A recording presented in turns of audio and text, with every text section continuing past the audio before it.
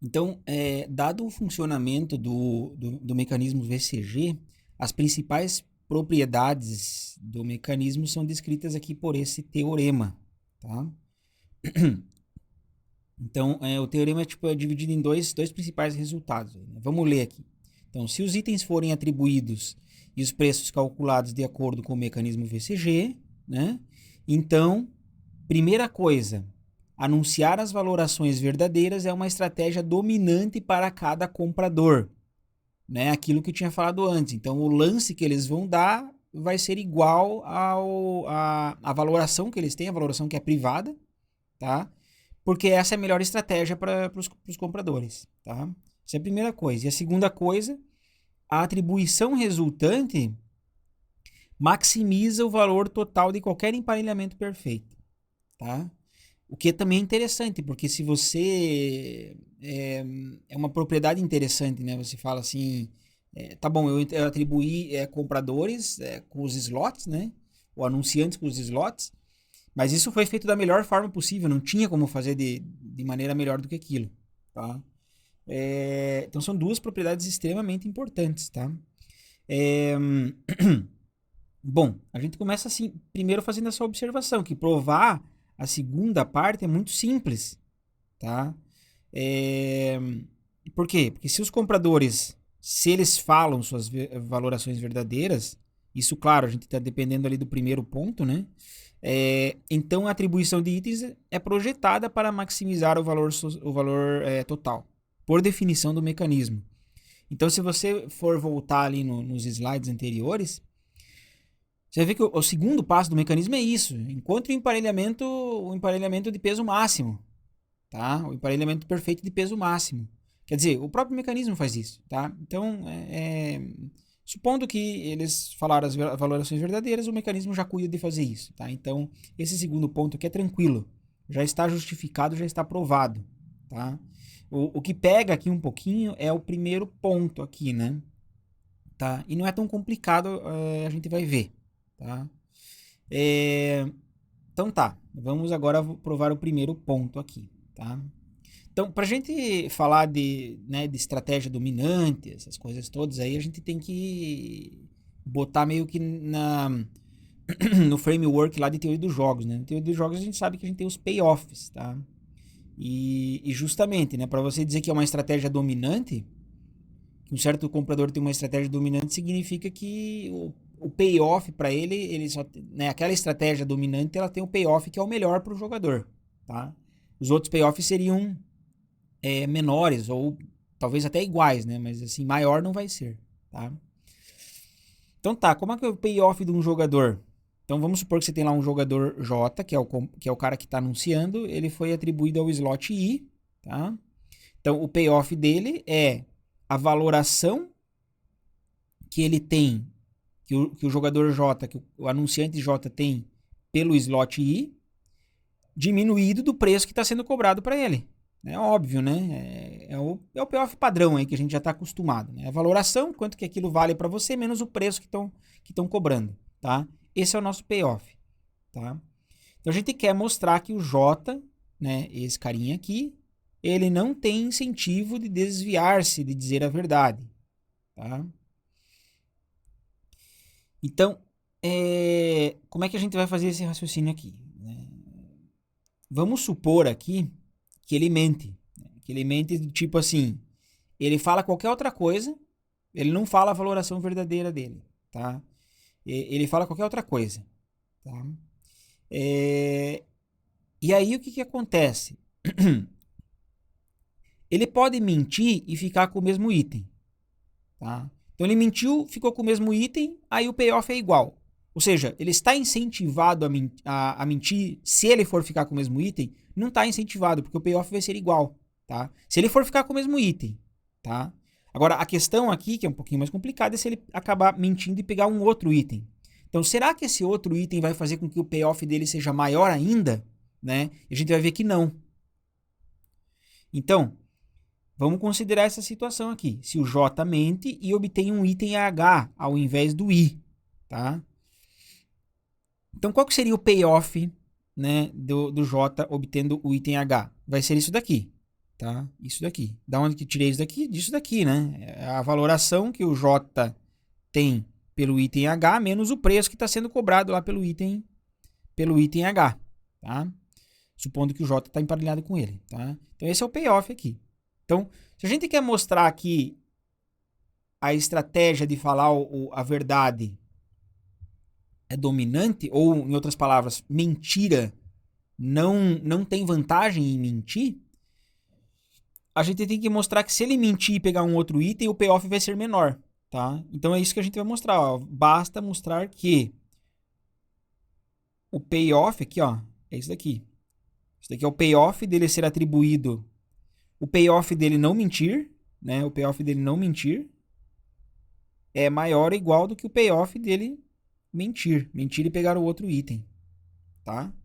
Então é isso que a gente está mostrando. Aqui é o payoff, né, do lado esquerdo, o payoff de não mentir e o payoff de que se ele mentiu e acabou pegando um outro item. A gente vai mostrar isso, quer dizer, a gente mostrar isso, acabou, né?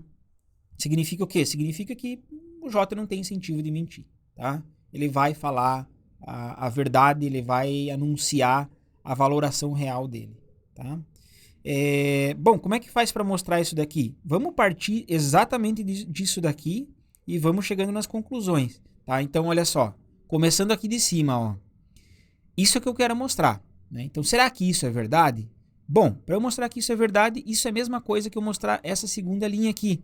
Por quê? Porque aqui é como se eu tivesse aberto aqui, ó, né? O que é P e J? A gente viu já anteriormente, né? P e J é aquela história lá, né,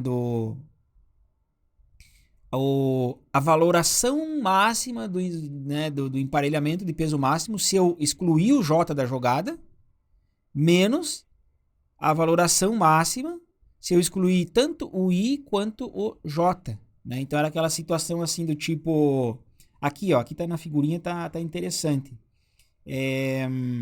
Essa parte aqui, né?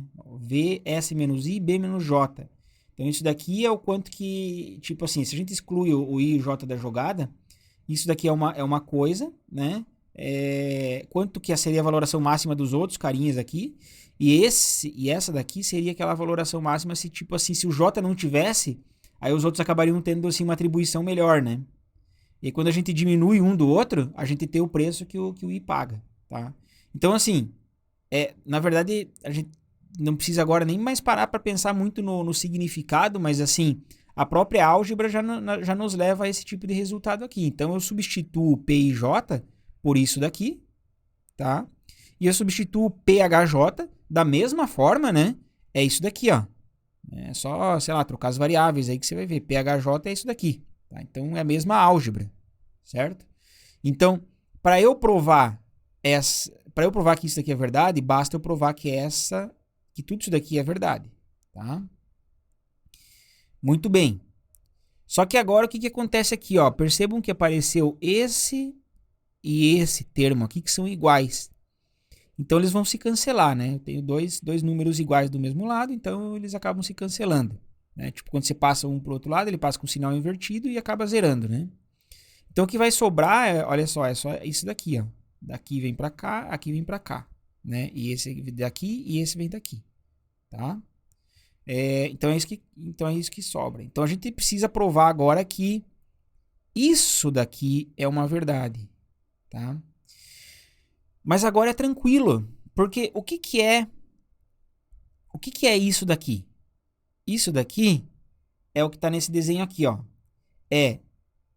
Então o VS menos IBJ é toda essa parte aqui, é esse valor, é o valor dessa atribuição aqui, tá? E o VIJ é o valor dessa atribuição aqui. Só que a gente sabe que essa atribuição completa aqui que aconteceu, né? É a melhor possível, é a máxima, é o que o mecanismo fez lá. Vamos deixar todo mundo solto, vamos dizer assim, né? Vamos atribuir da melhor forma possível. Então, isso daqui, ó, é exatamente igual a isso, tá? Ou seja, tá aqui, ó, tá escrito aqui nessa linha, né? Isso daqui é o VSB, ou seja, a valoração máxima possível se eu considerar o conjunto S e o conjunto B, tá? Não tem como ser maior do que isso. Agora, por outro lado, Se eu obrigar uma situação, é, talvez artificial, que é eu emparelhar o J com o H, justamente porque o J acabou fazendo aquela mentira lá e tal, né? Então, assim, eu obriguei que ele faça isso daqui e depois o restante aqui, né? Eu fiz o emparelhamento aqui, tá? Eu fiz o emparelhamento. Tudo bem que eu fiz o emparelhamento, nessa parte restante eu fiz o emparelhamento melhor que eu podia fazer, tá? Mas, de certa forma, eu não deixei as coisas tão livres para pegar a melhor solução possível. Meio que eu fixei ali, assim, tipo... Eu tô restrito, né? O J tá atribuído com o H, porque eu acabei mentindo. Então, assim, desse lado, eu tenho a melhor coisa possível. Eu não tenho nenhum tipo de restrição, eu não obriguei nada, tá? A melhor coisa possível é VSB, é o melhor valor possível, não tem como aumentar. E aqui, meio que por causa desses valores errados lá da mentira, eu acabei até fazendo uma outra atribuição aqui, do J pro H. E aí, tudo bem que eu maximizei o resto, né? Toda essa parte aqui eu maximizei a atribuição, né? Aqui, tá? Só que se você botar na ponta do lápis, a atribuição do V pro HJ, que é essa parte aqui, com a melhor solução, quando eu ignoro o H e o J, que seria essa parte, toda essa parte vermelha aqui, a melhor forma de eu atribuir ignorando o J e o H, não vai passar da melhor solução ótima possível. Tá? Não vai passar. Porque a melhor solução ótima possível é a melhor que tem. Você não precisou...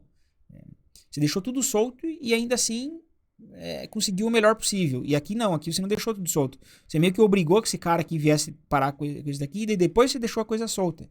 Então, você não vai ultrapassar o ótimo aqui. Então, a conclusão é a seguinte. Aqui, eu tenho o melhor valor possível. E aqui, eu tenho um outro valor que pode até ser igual ao melhor valor possível, mas talvez seja menor. Tá? Ou seja, o lado esquerdo é sempre maior ou igual do que o lado direito, tá? Então, por conta disso, a gente acabou provando essa desigualdade aqui, ou seja, a gente provou que o payoff do J ser atribuído ao I é maior do que o payoff do J ser atribuído ao H. Em outras palavras, se o J não mente, e o payoff dele é maior do que o caso dele mentir e acabar ficando com algum outro item, tá? Então, isso conclui aí a demonstração, tá? Conclusão, né, da demonstração. Vamos voltar aqui. A gente estava querendo provar essa primeira parte aqui. Anunciar as valorações verdadeiras é uma estratégia dominante para cada comprador. Tá? Assim, se a gente parar para pensar, é muito legal isso daí, né? Muito legal mesmo. Tá? O mecanismo VCG aí, primeiro passo lá que ele fala assim, o Google fala, anuncie seus lances, as pessoas vão anunciar os lances e não vão mentir. A gente acabou de provar aqui.